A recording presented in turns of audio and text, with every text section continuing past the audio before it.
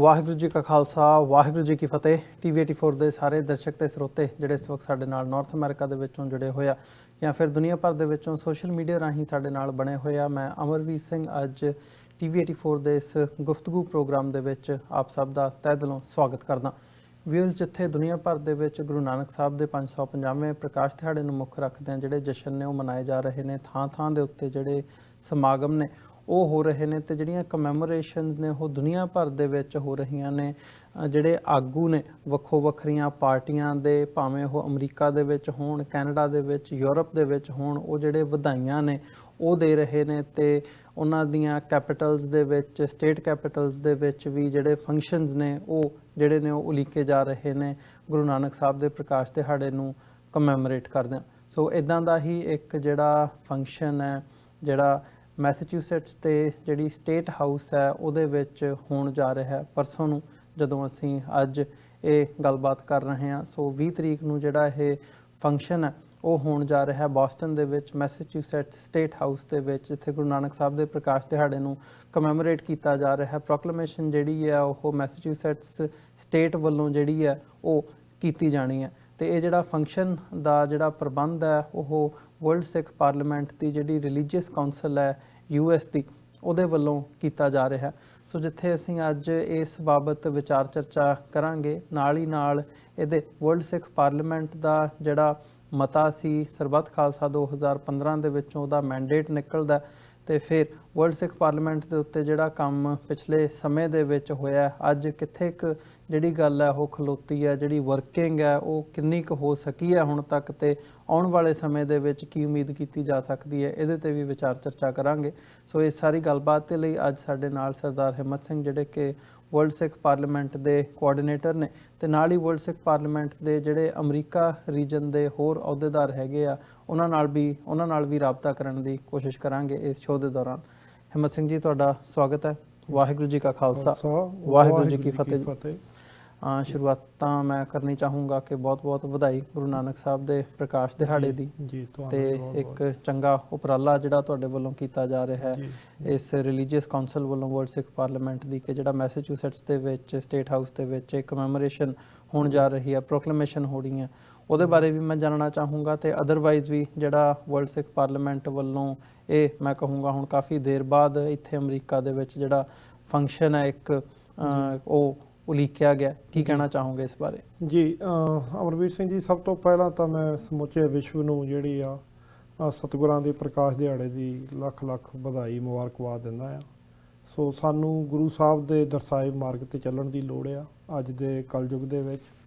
ਸੋ ਮੈਂ ਸਮਝਦਾ, ਜਿਵੇਂ ਆਪ ਜੀ ਨੇ ਮੈਂਸ਼ਨ ਕਰਿਆ ਆ ਕਿ ਮੈਸਾਚੂਸੈਟਸ ਸਟੇਟ ਦੇ ਵਿੱਚ ਜੋ ਗੁਰੂ ਨਾਨਕ ਸਾਹਿਬ ਜੀ ਦੇ ਪ੍ਰਕਾਸ਼ ਦਿਹਾੜੇ ਨੂੰ ਸਮਰਪਿਤ ਸਮਾਗਮ ਜੋ ਰੱਖੇ ਗਏ ਹਨ, ਸੋ ਇਹਦਾ ਰੱਖਣ ਦਾ ਕਾਰਨ ਮੈਂ ਸਮਝਦਾ ਕਿ ਇਸ ਵੇਲੇ ਪੂਰੇ ਵਿਸ਼ਵ ਦੇ ਵਿੱਚ ਗੁਰੂ ਸਾਹਿਬ ਦੇ ਪ੍ਰਕਾਸ਼ ਦਿਹਾੜੇ ਨੂੰ ਸਮਰਪਿਤ ਜੋ ਸਮਾਗਮ, ਜੋ ਕੀਰਤਨ ਦਰਬਾਰ ਸਜਾਏ ਜਾ ਰਹੇ ਹਨ ਜੀ, ਜਾਂ ਜਿਵੇਂ ਆਪ ਜੀ ਨੇ ਮੈਂਸ਼ਨ ਕੀਤਾ ਸਰਕਾਰੀ ਦਰਬਾਰੇ ਜਿਸ ਕੰਟਰੀ ਦੇ ਵਿੱਚ ਵੀ ਸਾਡੀ ਸਿੱਖ ਵਸੋਂ ਹੈਗੀ ਆ, ਉਹ ਉਸ ਕੰਟਰੀ ਦੇ ਪੋਲੀਟੀਸ਼ੀਅਨਾਂ ਦੇ ਨਾਲ ਰਲ ਕੇ ਕੈਪੀਟਲ, ਜਿਹੜੀਆਂ ਸਟੇਟ ਕੈਪੀਟਲ ਬਿਲਡਿੰਗਾਂ ਦੇ ਵਿੱਚ ਇਹ ਸਮਾਗਮ ਜਿਹੜੇ ਹੋ ਰਹੇ ਆ, ਕੁੱਲ ਮਿਲਾ ਕੇ ਸਾਡੇ ਜੋ ਗੁਰੂ ਸਾਹਿਬ ਦਾ ਮੈਸੇਜ ਆ ਉਹ ਕਨਵੇ ਕਰ ਰਹੇ ਆ। ਨਾ ਕੋ ਵੈਰੀ ਨਾ ਹੀ ਬਗਾਨਾ, ਸਗਲ ਸੰਗ ਹਮ ਕੋ ਬਨਿਆਈ। ਜਿਵੇਂ ਕਿ ਗੁਰੂ ਸਾਹਿਬ ਦਾ ਜਿਹੜਾ ਕਿਰਤ ਕਰੋ, ਨਾਮ ਜਪੋ, ਵੰਡ ਛਕੋ ਦਾ ਸਿਧਾਂਤ ਆ, ਉਸ ਮੈਸੇਜ ਨੂੰ ਦੁਨੀਆ ਦੇ ਦੂਜੇ ਲੋਕਾਂ ਤੱਕ ਕਿਵੇਂ ਪਹੁੰਚਾਇਆ ਜਾ ਸਕੇ। ਸੋ ਇਹ ਇੱਕ ਜਰੀਆ ਆ ਜਿਹੜਾ ਕਿ ਜਿਹੜੀਆਂ ਇਹਨਾਂ ਦੀਆਂ ਸਟੇਟ ਬਿਲਡਿੰਗਸ ਹੈਗੀਆਂ, ਜਿੱਥੇ ਕਿ ਇਲੈਕਟਡ ਅਫੀਸ਼ੀਅਲ ਜਿਹੜੇ ਇਸ ਸਟੇਟਾਂ ਦੇ, ਕੰਟਰੀਆਂ ਦੇ, ਉਹ ਚਾਹੇ ਕਿਸੇ ਵੀ ਮੁਲਕ ਦੇ ਹੋਣ, ਜਦੋਂ ਤੁਸੀਂ ਜਾ ਕੇ ਉੱਥੇ ਗੁਰੂ ਸਾਹਿਬ ਦੇ ਉਸ ਕੰਸੈਪਟ, ਉਸ ਬਾਣੀ ਦੀ ਜੋ ਮੈਸੇਜ ਸੰਦੇਸ਼ ਗੁਰੂ ਸਾਹਿਬ ਨੇ ਦਿੱਤਾ, ਜਦੋਂ ਅਸੀਂ ਕੁੱਲ ਵਿਸ਼ਵ ਨੂੰ ਉਹ ਗੱਲ ਕਰਦੇ ਹਾਂ ਕਿ ਗੁਰੂ ਸਾਹਿਬ ਨੇ ਔਰਤ ਨੂੰ ਜਿਹੜਾ ਆ ਉਹ ਬਰਾਬਰ ਦਾ ਦਰਜਾ ਦਿੱਤਾ ਆ, ਸੋ ਕਿਉ ਮੰਦਾ ਆਖੀਐ ਜਿਤ ਜੰਮੇ ਰਾਜਾਨ। ਸੋ ਉਸ ਕੰਸੈਪਟ, ਉਸ ਮੈਸੇਜ ਨੂੰ ਕੁੱਲ ਦੁਨੀਆ ਤੱਕ ਜਿਹੜਾ ਪਹੁੰਚਾਉਣ ਲਈ ਇਹ ਇੱਕ ਤਰੀਕਾ ਆ। ਸੋ ਮੈਂ ਸਮਝਦਾ ਵਰਲਡ ਸਿੱਖ ਪਾਰਲੀਮੈਂਟ ਦੀ, ਜਿਵੇਂ ਆਪ ਜੀ ਨੇ ਮੈਂਸ਼ਨ ਕੀਤਾ, ਰਿਲੀਜੀਅਸ ਕਾਉਂਸਲ ਜਿਹੜੀ ਹੈਗੀ ਆ ਉਹ ਇਸ ਈਵੈਂਟ ਨੂੰ ਆਰਗੇਨਾਈਜ਼ ਕਰ ਰਹੀ ਆ। ਸੋ ਪਿਛਲੇ ਦਿਨੀ ਆਪ ਜੀ ਨੇ ਦੇਖਿਆ ਹੋਵੇਗਾ ਕਿ UK ਦੇ ਵਿੱਚ ਜੋ ਤਕਰੀਬਨ ਲਗਭਗ 3 ਸਾਲਾਂ ਤੋਂ ਵਰਲਡ ਸਿੱਖ ਪਾਰਲੀਮੈਂਟ ਦਾ ਆਗਾਜ਼ ਜਿਹੜਾ ਹੋਇਆ ਯੂਕੇ ਦੀ ਧਰਤੀ ਤੋਂ।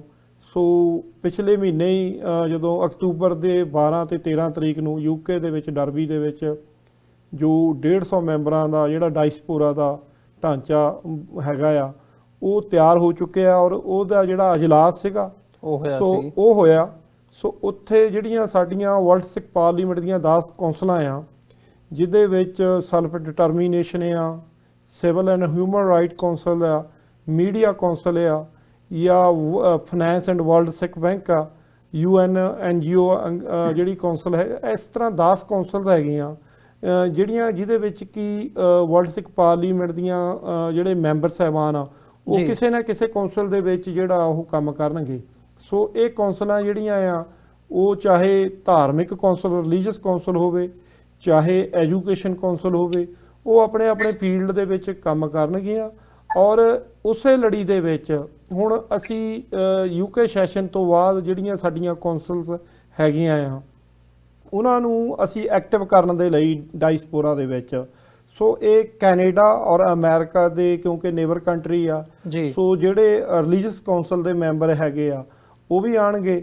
ਔਰ ਅਸੀਂ ਸਾਡਾ ਜਿਹੜਾ ਮਕਸਦ ਆ ਵੀ ਅਸੀਂ ਡਾਇਸਪੋਰਾ ਦੇ ਵਿੱਚ ਜਿੱਥੇ ਸਿੱਖ ਵਸੋਂ ਜ਼ਿਆਦਾ ਆ, ਵਰਲਡ ਸਿੱਖ ਪਾਰਲੀਮੈਂਟ ਦਾ ਜਿਹੜਾ ਸਟਰਕਚਰ ਜੋ ਢਾਂਚਾ ਆ ਉਹਦੀਆਂ ਕੌਂਸਲਸ ਹੈਗੀਆਂ ਉਹ ਕਿਵੇਂ ਕੰਮ ਕਰਨਗੀਆਂ, ਇਹਦੀ ਲੋੜ ਕਿਉਂ ਸੀ। ਜਿਵੇਂ ਆਪ ਜੀ ਨੇ ਮੈਂਸ਼ਨ ਕੀਤਾ ਕਿ ਸਰਬੱਤ ਖਾਲਸਾ 2015 ਦੇ ਵਿੱਚ ਜੋ ਮੈਂਡੇਟ ਜਥੇਦਾਰ ਜਗਤਾਰ ਸਿੰਘ ਹਵਾਰਾ ਜੀ ਨੂੰ ਕੌਮ ਨੇ ਦਿੱਤਾ, ਜਥੇਦਾਰ ਸਾਪਿਆ, ਔਰ ਉਸ ਤੋਂ ਬਾਅਦ ਜਥੇਦਾਰ ਸਾਹਿਬ ਦੀ ਦਿਸ਼ਾ ਨਿਰਦੇਸ਼ਾਂ ਦੇ ਨਾਲ ਇਹ ਵਰਲਡ ਸਿੱਖ ਪਾਰਲੀਮੈਂਟ ਡਾਇਸਪੋਰਾ ਦੀ ਜਿਹੜੀ ਹੋਂਦ ਵਿੱਚ ਆਣੀ।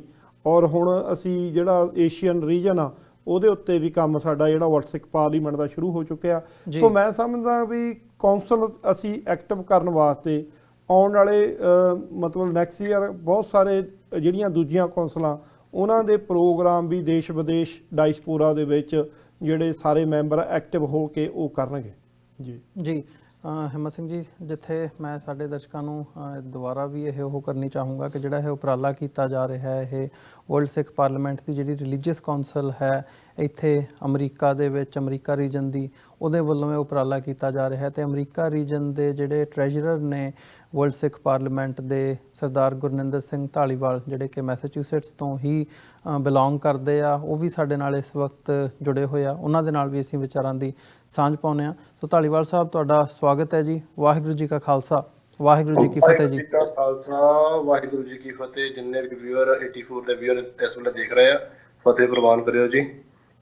ਜੀ ਧਾਲੀਵਾਲ ਸਾਹਿਬ, ਮੈਂ ਤੁਹਾਡੇ ਵਿਚਾਰ ਜਾਣਨੇ ਚਾਹੂੰਗਾ। ਜਿਹੜਾ ਇਹ ਪ੍ਰੋਗਰਾਮ ਉਲੀਕਿਆ ਗਿਆ ਤੁਹਾਡੇ ਵੱਲੋਂ, ਤੁਹਾਡੀ ਟੀਮ ਵੱਲੋਂ, ਵਰਲਡ ਸਿੱਖ ਪਾਰਲੀਮੈਂਟ ਦੀ ਜਿਹੜੀ ਸਾਰੀ ਟੀਮ ਹੈ ਉਹਨੇ ਇਸ ਮੈਸੇਚਿਊਸੇਟਸ ਹਾਊਸ ਦੇ ਵਿੱਚ, ਸਟੇਟ ਹਾਊਸ ਦੇ ਵਿੱਚ ਪਹੁੰਚਣਾ ਵੀ ਹੈ।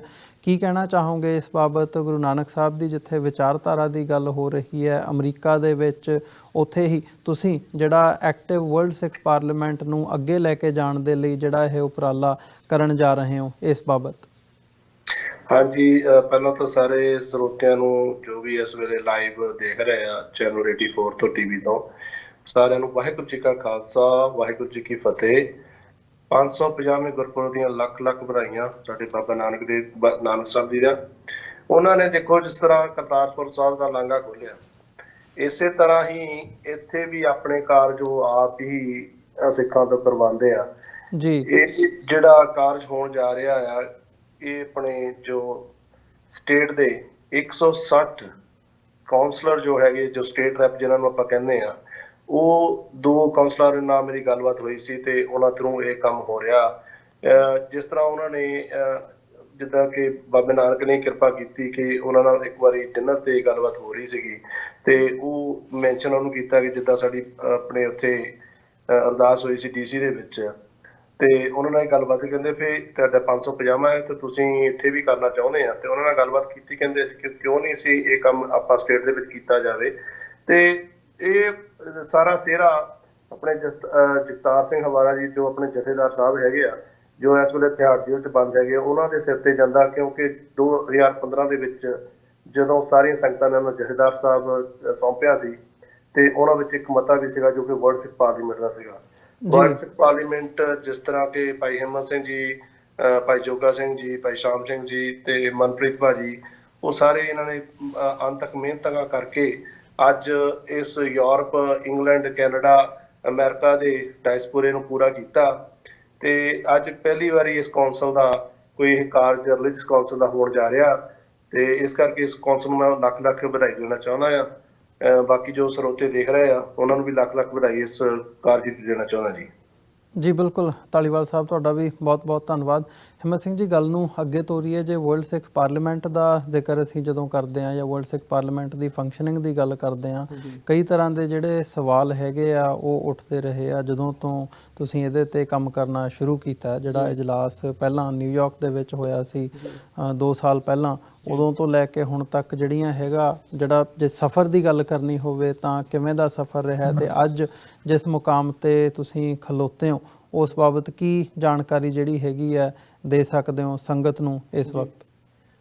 ਦੇਖੋ ਅਮਰਵੀਰ ਸਿੰਘ ਜੀ, ਜਿਵੇਂ ਅਸੀਂ ਬਾਈਬਲ ਕਲਾਂ ਬਰਗਾੜੀ ਕਾਂਡ ਹੋਇਆ ਨਾ, ਉਹ ਤੋਂ ਬਾਅਦ ਜਦੋਂ ਅਸੀਂ ਦੇਖਿਆ ਇਨਸਾਫ ਨਾਂ ਦੀ ਕੋਈ ਗੱਲ ਜਿਹੜੀ ਆ, ਹਾਲਾਂਕਿ ਸਾਨੂੰ ਇਹ ਪਤਾ ਆ 1984 ਤੋਂ ਬਾਅਦ ਸਿੱਖਾਂ ਦੇ ਨਾਲ ਜੋ ਕੁਝ ਹੋਇਆ ਆ, ਪਰ ਇੱਕ ਜਥੇਦਾਰ ਸਾਹਿਬ ਦਾ ਮੈਸੇਜ ਸੀ ਕਿ ਲੋੜ ਹੁਣ ਹੈਗੀ ਆ ਵਰਲਡ ਸਿੱਖ ਪਾਰਲੀਮੈਂਟ ਦੇ ਉੱਤੇ ਆਪਾਂ ਨੂੰ ਕੰਮਕਾਜ ਕਰਨ ਦੀ। ਸੋ ਡਾਇਸਪੋਰਾ ਦੇ ਸਿੰਘ ਜਿਹੜੇ ਕਿ ਕਾਫੀ ਮਿਹਨਤ ਦੇ ਨਾਲ ਪਿਛਲੇ ਲਗਭਗ 3 ਸਾਲਾਂ ਦੇ ਵਿੱਚ ਇਹ ਜਿਹੜਾ ਸਫ਼ਰ ਜਿਹੜਾ ਅਸੀਂ ਤੈਅ ਕੀਤਾ ਆ। ਸੋ ਮੈਂ ਸਮਝਦਾ ਅਸੀਂ ਜਿਹੜਾ ਨਿਊਯਾਰਕ ਵਰਲਡ ਸਿੱਖ ਕਨਵੈਨਸ਼ਨ ਕੀਤੀ ਸੀ ਅਸੀਂ ਜੀ, ਉਹਦਾ ਕਾਰਨ ਸਿਰਫ ਤੇ ਸਿਰਫ ਇਹ ਸੀ ਕਿ ਉਸ ਵੇਲੇ ਜਦੋਂ ਨਿਊਯਾਰਕ ਅਸੀਂ ਕੀਤੀ ਆ ਵਰਲਡ ਸਿੱਖ ਕਨਵੈਨਸ਼ਨ, ਉਹ ਤੋਂ ਪਹਿਲਾਂ ਯੂਕੇ ਦੇ ਵਿੱਚ ਇਹਦਾ ਆਗਾਜ਼ ਹੋਇਆ, ਇਹਦਾ ਐਲਾਨ ਹੋਇਆ ਕਿ ਵਰਲਡ ਸਿੱਖ ਪਾਰਲੀਮੈਂਟ ਬਣੇਗੀ। ਸੋ ਉਸ ਤੋਂ ਬਾਅਦ ਕੁਝ ਸਾਡੇ ਜਿਹੜੇ ਜਥੇਬੰਦੀਆਂ, ਕੁਝ ਸਾਡੇ ਪੰਥ ਦੇ ਜਿਹੜੇ ਮੋਹਤਵਰ ਸੱਜਣ, ਉਹਨਾਂ ਦੇ ਸਵਾਲ ਸੀ ਕਿ ਇਹ ਕਿਵੇਂ ਬਣੇਗੀ, ਇਹਦੇ ਉੱਤੇ ਕਈ ਸਵਾਲ ਸੀ। ਤੋ ਉਹ ਕਾਰਨ ਸੀ ਕਿ ਅਸੀਂ ਪੰਥ ਦੇ ਖੁੱਲ੍ਹੇ ਵਿਹੜੇ ਨਿਊਯਾਰਕ ਦੀ ਜਿਹੜੀ ਆ ਉਹ ਵਰਲਡ ਸਿੱਖ ਕਨਵੈਨਸ਼ਨ ਰੱਖ ਕੇ ਅਸੀਂ ਵਰਲਡ ਭਰ ਦੇ ਵਿੱਚ ਇਨਵੀਟੇਸ਼ਨ ਸੱਦੇ ਪੱਤਰ ਭੇਜੇ ਕਿ ਆਓ ਆਪਾਂ ਸਾਰੇ ਰਲ ਕੇ ਇਹਨੂੰ ਵਿਚਾਰੀਏ। ਸਾਡੇ ਜਿਹੜੇ ਸਵਾਲ ਹੋਣਗੇ ਉਹ ਵੀ ਅਸੀਂ ਆਪਸ ਵਿੱਚ ਉਹਨਾਂ ਦੀ ਖੋਜ ਕਰੀਏ ਰਲ ਕੇ ਸਾਰੇ, ਤੇ ਜਿਹੜੇ ਵਧੀਆ ਸੁਝਾਅ ਹੋਣਗੇ ਉਹਨੂੰ ਵੀ ਅਡਾਪਟ ਕਰੀਏ ਕਿ ਇਹਨੂੰ ਅੱਗੇ ਕਿਵੇਂ ਲੈ ਕੇ ਤੁਰਨਾ।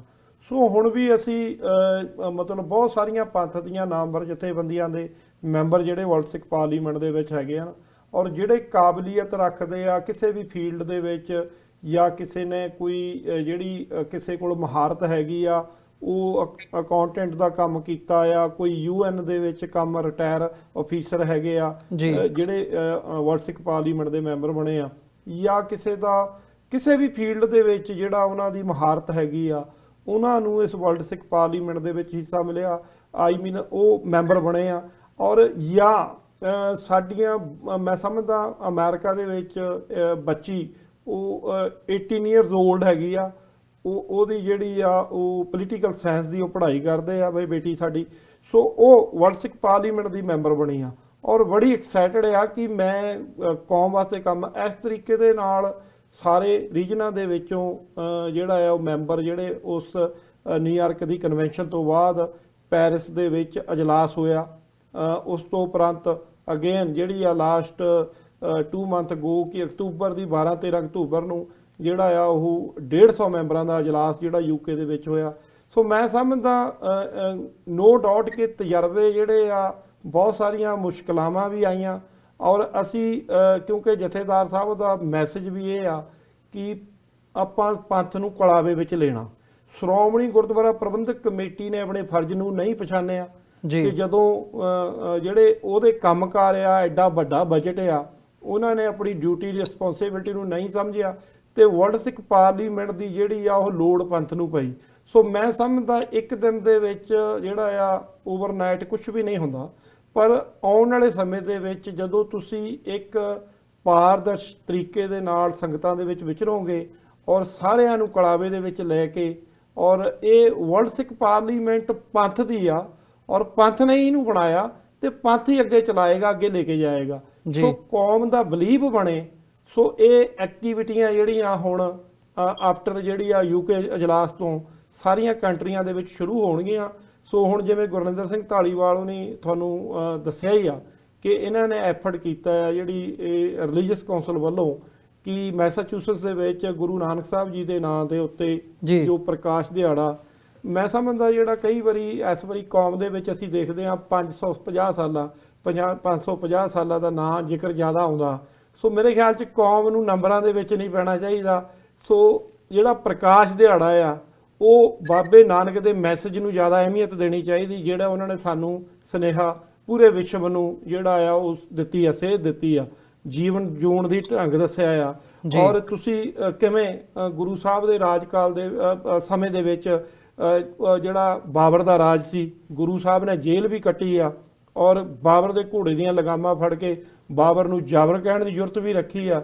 ਔਰ ਗੁਰੂ ਸਾਹਿਬ ਨੇ, ਜੇ ਅਸੀਂ ਉਸ ਵੇਲੇ ਹਿੰਦੂਆਂ ਦਾ ਹੱਬ ਜਿਹੜਾ ਤੀਰਥ ਹਰਿਦੁਆਰ, ਉੱਥੇ ਜਾ ਕੇ ਜਿਹੜਾ ਪਾਣੀ ਵੀ ਉਹ ਪੁੱਠੇ ਪਾਸੇ ਨੂੰ ਦੇਣਾ। ਔਰ ਮੈਂ ਸਮਝਦਾ ਕਿ ਉੱਥੇ ਜਦੋਂ ਮੱਕੇ ਗਏ ਆ ਗੁਰੂ ਸਾਹਿਬ ਜੀ, ਉੱਥੇ ਵੀ ਪੈਰ ਪਸਾਰ ਕੇ ਜਿਹੜਾ ਆ ਉਹ ਜਿਹੜਾ ਕੀਤਾ ਆ, ਦੱਸਿਆ, ਮੈਸੇਜ ਦਿੱਤਾ ਕਿ ਜਿਹੜੇ ਅਕਾਲ ਪੁਰਖ ਆ ਉਹ ਹਰ ਥਾਂ ਦੇ ਜਰਰੇ ਦੇ ਵਿੱਚ ਬਿਰਾਜਮਾਨ ਆ। ਸੋ ਮੈਂ ਸਮਝਦਾ ਉਹਨਾਂ ਸਿੱਖਿਆਵਾਂ ਨੂੰ ਅਸੀਂ ਢਾਲੀਏ ਤੋ ਇਹ ਨੰਬਰ ਕਾਊਂਟ ਨਹੀਂ ਕਰਦੇ, ਉਹਨਾਂ ਦਾ ਪ੍ਰਕਾਸ਼ ਦਿਹਾੜਾ ਕਾਊਂਟ ਕਰਦਾ ਕਿ ਇਸ ਦਿਨ ਉਹਨਾਂ ਦਾ ਜਿਹੜਾ ਸੀ ਉਹ ਪ੍ਰਕਾਸ਼ ਹੋਇਆ। ਸੋ ਮਨੁੱਖਤਾ ਵਾਸਤੇ, ਭਲਾਈ ਵਾਸਤੇ, ਸੋ ਉਸ ਕੌਂਸਲ ਦੇ ਵਾਸਤੇ ਗੁਰਨਿੰਦਰ ਸਿੰਘ ਧਾਲੀਵਾਲ ਸਾਹਿਬ ਉਹਨਾਂ ਨੇ ਐਫਰਟ ਕੀਤਾ। ਸੋ ਮੈਂ ਸਮਝਦਾ ਸਾਨੂੰ ਜਿਹੜਾ ਉਸ ਦਿਨ ਜਿਹੜਾ 20 ਤਰੀਕ ਆ ਰਹੀ ਆ, ਕਮਿੰਗ ਬੁੱਧਵਾਰ, ਇਸ ਦਿਨ ਜਿਹੜਾ ਉਸ ਸਟੇਟ ਹਾਊਸ ਦੇ ਵਿੱਚ ਜਿੱਥੇ ਅਰਦਾਸ ਹੋਣੀ ਆ ਸਰਬੱਤ ਦੇ ਭਲੇ ਦੀ, ਔਰ ਗੁਰੂ ਸਾਹਿਬ ਦੇ ਬਰੀਫਲੀ ਜਾਣਕਾਰੀ ਦਿੱਤੀ ਜਾਣੀ ਆ ਉਹਨਾਂ ਦੇ ਇਤਿਹਾਸ ਬਾਰੇ, ਔਰ ਨਾਲ ਦੀ ਨਾਲ ਇੱਕ ਬਿੱਲ ਵੀ ਇੰਟਰੋਡਿਊਸ ਹੋਣਾ ਆ ਜਿਹੜਾ ਕਿ ਵਰਲਡ ਇਕੁਆਲਿਟੀ, ਜਿਹੜੀ ਵਿਸ਼ਵ ਦੀ ਸਮਾਨਤਾ ਬਰਾਬਰਤਾ ਦਾ ਜਿਹੜਾ ਬਿੱਲ ਆ, ਸੋ ਉਹ ਵੀ ਜਿਹੜਾ ਇੰਟਰੋਡਿਊਸ ਹੋਣਾ ਉੱਥੇ। ਸੋ ਮੈਂ ਸਮਝਦਾ ਇਹ ਆਪਣੇ ਆਪ ਦੇ ਵਿੱਚ ਬਾਬੇ ਨਾਨਕ ਦੇ ਮੈਸੇਜ ਨੂੰ ਪ੍ਰਚਾਰਨ ਦੀ ਗੱਲ ਆ, ਜਿਹੜਾ ਕਿ ਅਸੀਂ ਪੋਲੀਟੀਕਲ ਇਹਨਾਂ ਜਿਹੜੀਆਂ ਬਿਲਡਿੰਗਾਂ ਦੇ ਵਿੱਚ ਜਾ ਕੇ ਜਿੱਥੇ ਇੱਥੇ ਚੁਣਿੰਦਾ ਅਫੀਸ਼ੀਅਲ ਇਲੈਕਟਡ ਬਹਿੰਦੇ ਆ, ਤੇ ਉੱਥੋਂ ਸਾਡਾ ਮੈਸੇਜ ਜਿਹੜਾ ਆ, ਅਮਰੀਕਨ ਮੀਡੀਆ ਵੀ ਹੋਏਗਾ ਲੋਕਲ, ਤੇ ਸਾਡਾ ਆਪਣਾ ਮੀਡੀਆ ਵੀ ਹੋਏਗਾ ਜਿਹੜਾ ਪੰਥ ਦੀ ਗੱਲ ਕਰਨ ਵਾਲਾ। ਸੋ ਇਹ ਮੈਸੇਜ ਆਪਣੇ ਆਪ ਦੇ ਵਿੱਚ ਇੱਕ ਸਾਡੇ ਵਾਸਤੇ, ਸਿੱਖਾਂ ਵਾਸਤੇ ਬੜੀ ਖੁਸ਼ੀ ਦੀ ਗੱਲ ਆ। ਸਾਡੀ ਜਿਹੜੀ ਰਿਲੀਜੀਅਸ ਕਾਉਂਸਲ ਆ ਵਰਲਡ ਸਿੱਖ ਪਾਰਲੀਮੈਂਟ ਦੀ, ਉਹ ਐਕਟਿਵ ਹੋਈ ਆ। ਸੋ ਇਹ ਮੈਸੇਜ ਸਾਨੂੰ ਇਸ ਵੇਲੇ ਜਿਹੜਾ ਅੱਗੇ ਲੈ ਕੇ ਜਾਣ ਦੀ ਲੋੜ ਹੈ। ਜੀ ਬਿਲਕੁਲ। ਧਾਲੀਵਾਲ ਸਾਹਿਬ, ਮੈਂ ਤੁਹਾਡੇ ਵੱਲ ਆਵਾਂ, ਕੀ ਸਮਝਦੇ ਹੋ ਕਿ ਜਿਹੜੇ ਕਾਰਨ ਕੁਝ ਰਹੇ ਆ ਸਾਰਿਆਂ ਦਾ ਨਾਲ ਨਾ ਆਉਣਾ ਵਰਲਡ ਸਿੱਖ ਪਾਰਲੀਮੈਂਟ ਦੇ, ਕੁਝ ਜਥੇਬੰਦੀਆਂ ਹਜੇ ਵੀ ਜਿਹੜੀਆਂ ਨੇ ਬਹੁਤ ਆਤ ਦੇ ਵਿੱਚ ਮੈਂ ਕਹੂੰਗਾ ਬਾਹਰ ਨੇ, ਪਰ ਹੁਣ ਜਿਹੜਾ ਇਹ ਉਪਰਾਲਾ ਕੀਤਾ ਜਾ ਰਿਹਾ ਹੈ ਕਿ ਜਿਹੜੇ ਰੀਜਨਸ ਹੈਗੇ ਆ ਉਹਨਾਂ ਦੇ ਵਿੱਚ ਜਾਂ ਜਿਹੜੀਆਂ ਕਾਉਂਸਲਸ ਹੈਗੀਆਂ ਨੇ ਉਹ ਆਪਣਾ ਜਿਹੜਾ ਕੰਮ ਹੈ ਉਹ ਸ਼ੁਰੂ ਕਰਨ, ਕਿੱਦਾਂ ਦਾ ਰਿਸਪੌਂਸ ਐਕਸਪੈਕਟ ਕਰਦੇ ਹੋ? ਤੇ ਆਉਣ ਵਾਲੇ ਸਮੇਂ ਦੇ ਵਿੱਚ ਕੀ ਸਮਝਦੇ ਹੋ ਕਿ ਜਿਹੜਾ ਇਹ ਵਿਜ਼ਨ ਹੈ ਵੀ ਸਾਰੇ ਪੰਥ ਨੂੰ ਇੱਕ ਪਲੇਟਫਾਰਮ ਜਿਹੜਾ ਹੈ ਉਹ ਵਰਲਡ ਸਿੱਖ ਪਾਰਲੀਮੈਂਟ ਦਾ ਪ੍ਰੋਵਾਈਡ ਹੋਵੇ, ਉਹ ਕਿੰਨਾ ਕੁ ਸਫਲ ਹੋ ਸਕਦਾ?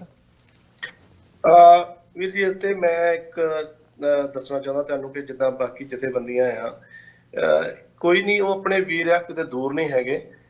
ਇਸੇ ਕਰਕੇ ਆਪਾਂ ਇਸ ਆਪਣੇ ਯੂਰਪ, ਇੰਗਲੈਂਡ ਦੇ ਮੈਂਬਰਾਂ ਦੇ ਵਿੱਚ ਹਾਲੇ ਵੀ ਉਹਨਾਂ ਵਾਸਤੇ ਜਗ੍ਹਾ ਰੱਖੀ ਆ, ਤੇ ਉਹ ਵੀ ਆਪਾਂ ਆਪਣੇ ਗਲ ਪੱਕੇ 'ਚ ਲੈ ਕੇ ਉਹਨਾਂ ਨੂੰ ਸਾਰਿਆਂ ਵੀਰਾਂ ਨੂੰ ਨਾਲ ਚੱਲਾਂਗੇ।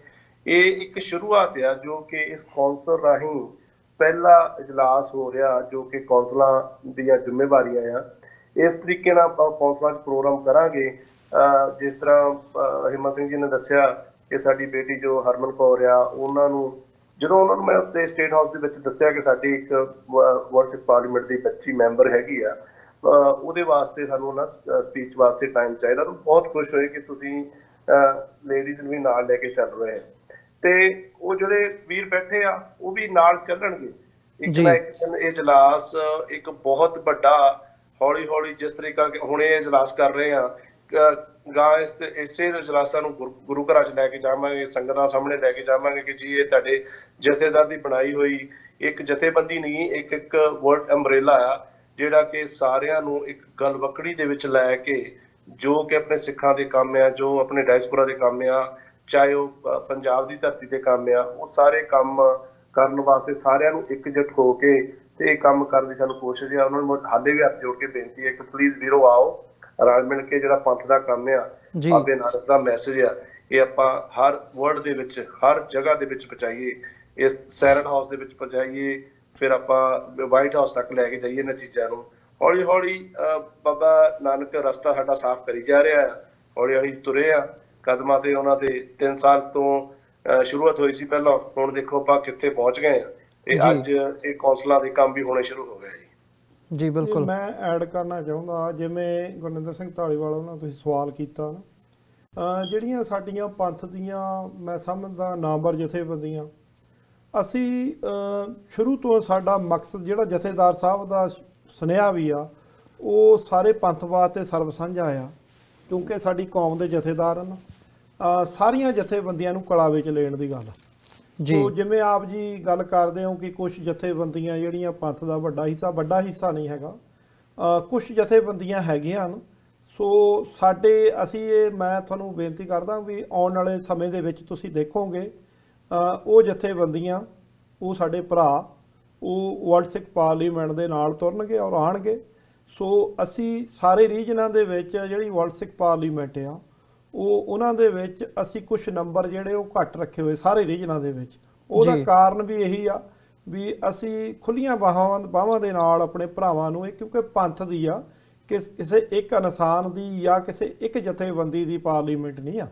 ਸੋ ਕਿਉਂਕਿ ਜਿਵੇਂ ਆਪਾਂ ਨੂੰ ਮਹਿਸੂਸ ਹੋਇਆ ਕਿ ਸ਼੍ਰੋਮਣੀ ਗੁਰਦੁਆਰਾ ਪ੍ਰਬੰਧਕ ਕਮੇਟੀ, ਉਹਦੇ ਉੱਤੇ ਇੱਕ ਪਰਿਵਾਰ ਦਾ, ਜਾਂ ਜੇ ਆਪਾਂ RSS ਵੀ ਕਹਿ ਲਈਏ ਤਾਂ ਉਹ ਵੀ ਅਤਕਥਨੀ ਨਹੀਂ ਹੋਏਗੀ। RSS ਵਾਲਿਆਂ ਨੇ ਜਿਵੇਂ ਉੱਥੇ ਪੰਜਾਬ ਦੇ ਵਿੱਚ ਅਕਾਲੀ ਦਲ, ਬਾਦਲ ਜਾਂ ਸ਼੍ਰੋਮਣੀ ਗੁਰਦੁਆਰਾ ਪ੍ਰਬੰਧਕ ਕਮੇਟੀ ਦੇ ਵਿੱਚ ਘੁਸਪੈਠ ਜਿਹੜੀ ਕੀਤੀ ਆ, ਸੋ ਜਦੋਂ ਲੋੜ ਮਹਿਸੂਸ ਹੋਈ ਤੇ ਉਹ ਗੱਲ ਜਿਹੜੀ ਪਾਰਲੀਮੈਂਟ ਦੇ ਵਿੱਚ ਨਾ ਆਪਣਾ ਘਰ ਕਰ ਸਕੇ, ਇਸ ਗੱਲ ਨੂੰ ਬੜੀ ਤਵੱਜੋ ਦਿੱਤੀ ਜਾ ਰਹੀ ਹੈ। ਔਰ ਸਾਰੀਆਂ ਜਥੇਬੰਦੀਆਂ ਆਉਣ ਵਾਲੇ ਸਮੇਂ ਦੇ ਵਿੱਚ, ਜਦੋਂ ਪਿਛਲੇ 3 ਸਾਲਾਂ ਤੋਂ ਕੰਟੀਨਿਊਟੀ ਕੰਮ ਕਰ ਰਹੇ ਸਾਂ, ਸੋ ਸਾਨੂੰ ਕੈਨੇਡਾ ਦੇ ਵਿੱਚ ਵੀ ਕੁਝ ਮੈਂਬਰ ਜਥੇਬੰਦੀਆਂ ਦੇ ਅਸੀਂ ਅਪਰੋਚ ਸਾਰਿਆਂ ਤੱਕ ਬੜੀ ਪੋਜ਼ਿਟਿਵ ਨਿਮਰਤਾ ਸਹਿਤ ਸਾਰਿਆਂ ਤੱਕ ਗਏ ਆ। ਔਰ ਉਹਨਾਂ ਵੀਰਾਂ ਨੇ ਸਾਨੂੰ ਬੇਨਤੀ ਕੀਤੀ ਸੀ ਵੀ ਤੁਸੀਂ ਪਾਰਲੀਮੈਂਟ ਦਾ ਜਿਹੜਾ ਬਹੁਤ ਵਧੀਆ ਇਹ ਉਪਰਾਲਾ ਆ, ਇਹਨੂੰ ਅੱਗੇ ਤੋਰੋ, ਅਸੀਂ ਆਉਣ ਵਾਲੇ ਸਮੇਂ ਦੇ ਵਿੱਚ ਅਸੀਂ ਵੀ ਤੁਹਾਡੇ ਨਾਲ ਜੁੜ ਜਾਵਾਂਗੇ। ਸੋ ਇਹ ਗੱਲ ਠੀਕ ਆ ਕਿ ਬਹੁਤ ਸਾਰੇ ਵੀਰ ਸਾਡੇ ਦੇਖ ਰਹੇ ਆ ਪੰਥ ਜੀ, ਪਾਰਲੀਮੈਂਟ ਨੂੰ ਦੇਖੀਏ ਕੀ ਕਰਦੀ ਆ, ਕੀ ਕਰੇਗੀ।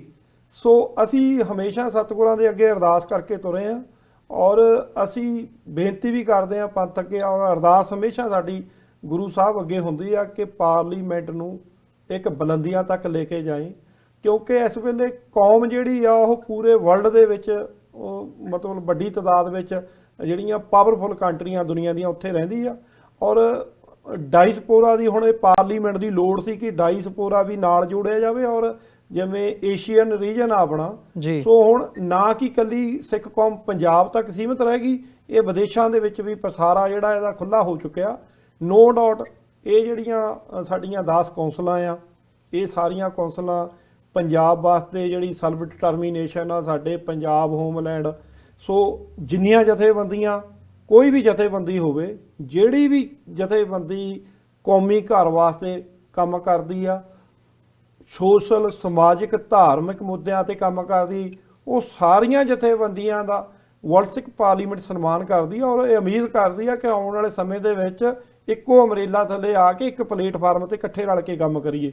ਸੋ ਸਾਡਾ ਇਹ ਉਪਰਾਲਾ ਕੰਟੀਨਿਊਟੀ ਇਸ ਤਰੀਕੇ ਨਾਲ, ਜਿੰਨੇ ਇਸ ਵੇਲੇ ਮੈਂਬਰ ਹਨ ਵਰਲਡ ਸਿੱਖ ਪਾਰਲੀਮੈਂਟ ਦੇ ਜੀ, ਸਾਰੇ ਸਿੰਘ ਇੱਕ ਤੋਂ ਇੱਕ ਝੜਿੰਦੇ ਔਰ ਕਾਬਲੀਅਤ ਰੱਖਦੇ, ਔਰ ਜਥੇਬੰਦੀਆਂ ਦੇ ਅਲੱਗ-ਅਲੱਗ ਜਥੇਬੰਦੀਆਂ ਚੋਂ ਆਏ ਹੋਏ, ਔਰ ਮੈਂ ਸਮਝਦਾ ਜਥੇਬੰਦੀਆਂ ਤੋਂ ਇਲਾਵਾ ਵੀ ਜਿਹੜੇ ਸਿੰਘ, ਜਿਹੜੇ ਪੰਥਕ ਦਰਦੀ, ਸਾਡੇ ਭੈਣ ਭਰਾ ਜਿਹੜੇ ਕੌਮ ਦੀ ਸੇਵਾ ਕਰਨਾ ਲੋਚਦੇ, ਜਿਨ੍ਹਾਂ ਕੋਲ ਕੋਈ ਜਥੇਬੰਦੀ ਨਹੀਂ ਸੀ, ਕੋਈ ਪਲੇਟਫਾਰਮ ਨਹੀਂ ਸੀ, ਉਹਨਾਂ ਨੂੰ ਵੀ ਇੱਕ ਇਹ ਥਾਂ ਮਿਲੀ ਆ ਕਿ ਇਹ ਸਾਨੂੰ ਪੰਥ ਨੂੰ ਚਾਹੀਦੀ ਸੀ। ਸੋ ਪੰਥ ਦੀ ਬਹੁਤ ਵੱਡੀ ਹੋਪ ਆ ਵਰਲਡ ਸਿੱਖ ਪਾਰਲੀਮੈਂਟ ਤੇ। ਸੋ ਇਹ ਇੱਕ ਛੋਟਾ ਜਿਹਾ ਪਹਿਲਾ ਉਪਰਾਲਾ ਹੈਗਾ ਆ ਅਮਰੀਕਾ ਦੇ ਵਿੱਚ। ਇਹਦੇ ਵਿੱਚ ਕੈਨੇਡਾ ਰੀਜਨ ਦੇ ਵੀ ਨਾਲ ਮੈਂਬਰ ਆ ਜਿਹੜੇ ਰਿਲੀਜੀਅਸ ਕੌਂਸਲ ਦੇ। ਸੋ ਮੈਂ ਸਮਝਦਾ ਵੀ ਸਤਿਗੁਰ ਬਖਸ਼ਿਸ਼ ਕਰਨਗੇ, ਬੜੀ ਇਮਾਨਦਾਰੀ ਦੇ ਨਾਲ, ਪਾਰਦਰਸ਼ਤਾ ਦੇ ਨਾਲ ਜਿਹੜੇ ਸਿੰਘ ਆ ਉਹ ਸਾਰੀਆਂ ਕੰਟਰੀਆਂ 'ਚ ਕੰਮ ਕਰ ਰਹੇ ਆ। ਸੋ ਦਿਨ ਦੂਰ ਨਹੀਂ ਜਦੋਂ ਪਾਰਲੀਮੈਂਟ ਫੁੱਲ ਫਾਰਮ ਦੇ ਵਿੱਚ ਆ ਜਾਏਗੀ, ਔਰ ਸਾਡਾ ਜਿਹੜਾ ਏਸ਼ੀਅਨ ਰੀਜਨ ਵੀ ਉਹ ਕੰਪਲੀਟ ਹੋ ਕੇ 300 ਮੈਂਬਰਾਂ ਦਾ ਜਿਹੜਾ ਢਾਂਚਾ ਵਰਲਡ ਸਿੱਖ ਪਾਰਲੀਮੈਂਟ ਦਾ ਉਹ ਕੰਮ ਕਰੇਗਾ। ਜੀ ਬਿਲਕੁਲ, ਉਮੀਦ ਕਰਦੇ ਹਾਂ ਹਿੰਮਤ ਸਿੰਘ ਜੀ ਜਿਹੜੀ ਤੁਸੀਂ ਸ਼ਬਦਾਵਲੀ ਵਰਤੀ ਹੈ, ਆਉਣ ਵਾਲੇ ਸਮੇਂ ਦੇ ਵਿੱਚ ਇਹਦੇ ਤੇ ਅਮਲ ਦਰਾਮਦ ਹੁੰਦਾ ਨਜ਼ਰ ਆਵੇ। ਸੋ ਸਾਡੇ ਜਿਹੜੇ ਦਰਸ਼ਕ ਹੈਗੇ ਆ, ਮੈਂ ਅੱਜ ਦੇ ਸ਼ੋਅ ਦੇ ਵਿੱਚ ਇੱਥੇ ਹੀ ਇਜਾਜ਼ਤ ਚਾਹੂੰਗਾ, ਤੇ ਜਿਹੜੀ ਇਹ ਕੰਮ ਅੱਗੇ ਕੀਤਾ ਜਾ ਰਿਹਾ ਹੈ ਵਰਲਡ ਸਿੱਖ ਪਾਰਲੀਮੈਂਟ ਦੇ ਉੱਤੇ। ਕੋਸ਼ਿਸ਼ ਕਰਾਂਗੇ ਕਿ ਆਉਣ ਵਾਲੇ ਸਮੇਂ ਦੇ ਵਿੱਚ ਜਿਹੜੀਆਂ ਡਿਵੈਲਪਮੈਂਟਸ ਹੁੰਦੀਆਂ ਨੇ ਤੁਹਾਡੀ ਕਚਹਿਰੀ ਦੇ ਵਿੱਚ ਉਹ ਲੈ ਕੇ ਅਸੀਂ ਹਾਜ਼ਰ ਹੁੰਦੇ ਰਹੀਏ। ਹਿੰਮਤ ਸਿੰਘ ਜੀ, ਤੁਹਾਡਾ ਤੇ ਧਾਲੀਵਾਲ ਸਾਹਿਬ ਤੁਹਾਡਾ ਵੀ ਬਹੁਤ ਬਹੁਤ ਧੰਨਵਾਦ। ਫਤਿਹ ਦੀ ਸਾਂਝ ਪਾਈ ਅੰਤ ਦੇ ਵਿੱਚ। ਵਾਹਿਗੁਰੂ ਜੀ ਕਾ ਖਾਲਸਾ, ਵਾਹਿਗੁਰੂ ਜੀ ਕੀ ਫਤਿਹ ਜੀ।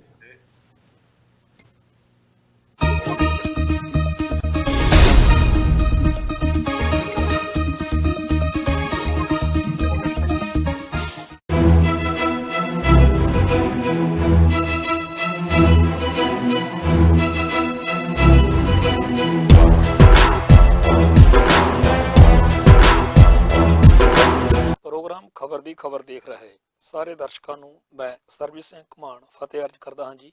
ਵਾਹਿਗੁਰੂ ਜੀ ਕਾ ਖਾਲਸਾ, ਵਾਹਿਗੁਰੂ ਜੀ ਕੀ ਫਤਿਹ। ਕੀ ਭਾਜਪਾ ਦਾ ਪੰਜਾਬ ਏਜੰਡਾ, ਜਿਹਨੂੰ ਆਪਾਂ ਪੰਥਕ ਏਜੰਡਾ ਵੀ ਕਹਿ ਸਕਦੇ ਹਾਂ, ਕਾਮਯਾਬ ਹੋਵੇਗਾ? ਇਸ ਵਿਸ਼ੇ ਉੱਤੇ ਅੱਜ ਆਪਾਂ ਚਰਚਾ ਕਰਾਂਗੇ, ਕਿਉਂਕਿ ਅੱਜ ਫੇਰ ਭਾਰਤ ਦੇ ਅਖਬਾਰਾਂ ਦੇ ਵਿੱਚ ਇਹ ਚਰਚਾ ਚੱਲ ਰਹੀ ਆ ਕਿ ਬਾਦਲ ਦਲ ਦੇ ਕਈ ਵੱਡੇ ਸੀਨੀਅਰ ਆਗੂ, ਖਾਸ ਤੌਰ ਦੇ ਉੱਤੇ ਸਰਦਾਰ ਸੁਖਦੇਵ ਸਿੰਘ ਢੀਂਡਸਾ ਦਾ ਨਾਮ ਆ ਰਿਹਾ, ਤੇ ਹੋਰ ਬਹੁਤ ਵੱਡੀ ਗਿਣਤੀ ਵਿੱਚ ਅੱਧੀ ਦਰਜਨ ਸਾਬਕਾ ਮੰਤਰੀਆਂ ਤੱਕ ਦਾ ਚਰਚਾ ਹੋ ਰਿਹਾ ਵੀ ਉਹ ਬਾਦਲ ਦਲ ਨੂੰ ਛੱਡ ਕੇ ਭਾਜਪਾ ਵਿੱਚ ਦਾਖਲ ਹੋ ਕੇ ਸਿਆਸੀ ਸਰਗਰਮੀਆਂ ਅੱਗੇ ਕਰਨੀਆਂ ਚਾਹੁੰਦੇ ਆ। ਤੇ ਬਾਦਲ ਦਲ ਜਿਹੜਾ ਇਸ ਖਿੱਤੇ ਦੇ ਵਿੱਚ ਲੰਮੇ ਅਰਸੇ ਤੋਂ ਪਹਿਲਾਂ, ਜਿਹਨੂੰ ਅਸੀਂ ਸ਼੍ਰੋਮਣੀ ਅਕਾਲੀ ਦਲ ਦੇ ਤੌਰ ਤੇ ਜਾਣਦੇ ਸੀ, 1994 ਦੇ ਵਿੱਚ ਇਹਦਾ ਰੂਪ ਸਰੂਪ ਬਦਲ ਕੇ ਪੰਜਾਬ ਦੇ ਵਿੱਚ ਇੱਕ ਪੰਜਾਬੀ ਪਾਰਟੀ ਵਾਲਾ ਬਣਾ ਦਿੱਤਾ ਗਿਆ।